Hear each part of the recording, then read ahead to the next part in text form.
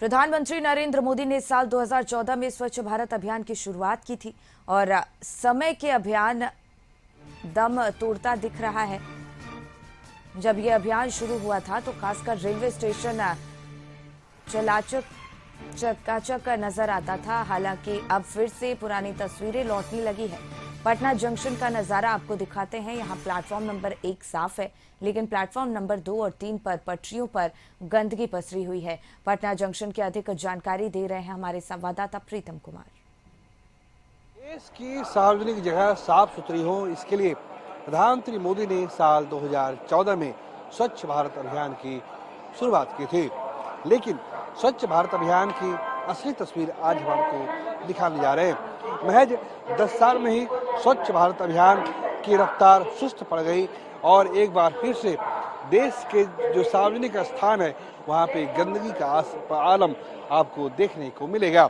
हम इस वक्त मौजूद हैं पटना जंक्शन पर और ये पटना जंक्शन का प्लेटफॉर्म नंबर 2 है। आप तस्वीरें देखिए कि रेल की पटरियाँ कितनी गंदी है और एक तरीके से जो कचरा है उसे रेल की पटरियों पर फेंक दिया गया है। हालांकि जब स्वच्छ भारत अभियान की शुरुआत हुई थी तो उस वक्त न केवल जो जंक्शन होते थे उसका केवल एक हिस्सा साफ दिखता था, बल्कि दूसरा हिस्सा भी काफी साफ और स्वच्छ दिखता था। लेकिन बीते दिनों में जो स्वच्छ भारत अभियान की रफ्तार है वो सुस्त पड़ी है, वो धीमी पड़ी है और रेलवे स्टेशन बस स्टैंड जैसी जगह दोबारा अपनी पुरानी शक्ल में आ गई है। यानी वहाँ फिर से गंदगी का अंबार देखने को मिला है। आपको पटना जंक्शन पर प्लेटफॉर्म नंबर 1 तो साफ दिखाई देगा, लेकिन 2, 3, 4, 5 और जो पटरियाँ हैं वो काफ़ी आपको गंदी दिखाई देगी। स्वच्छ भारत अभियान एक बहुत ही नेक अभियान था, बहुत ही पवित्र अभियान था और इसका मकसद बहुत ही नेक था कि लोग अगर घरों में स्वच्छता के साथ रह सकते हैं तो आसपास की जगह और खासकर जो सार्वजनिक जगह है वो साफ क्यों नहीं हो सकती है। लेकिन महज 10 साल में ही स्वच्छ भारत अभियान की रफ्तार सुस्त पड़ गई है। कैमरा पर्सन श्याम के साथ प्रीतम कुमार, कशिश न्यूज, पटना। पटना में कल cabinet committee on economic affairs की बैठक हुई है। इसमें 6,798 करोड़ रुपए की परियोजना स्वीकृत की गई। इससे बिहार में भी रेल परियोजना में तेजी आएगी और अधिक जानकारी के साथ संवाददाता प्रीतम कुमार ने इसका जायजा लिया।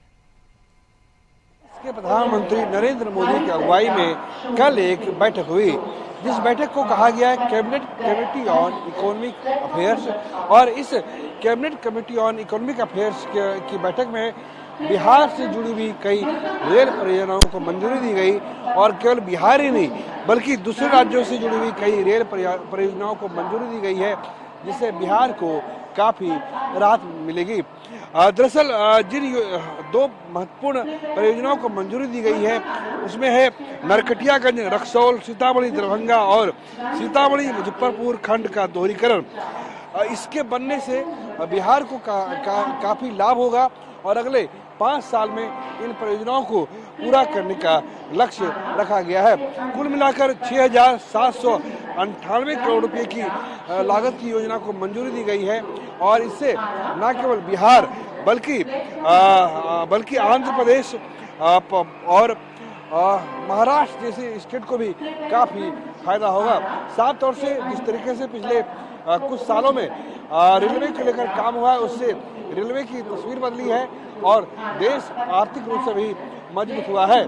तो कहा जा सकता है कि जिस तरह से भारी भरकम बजट को मंजूरी दी गई है उससे बिहार को भी काफी लाभ मिलेगा। कैमरा पर्सन श्याम के साथ प्रीतम कुमार, कशिश न्यूज, पटना।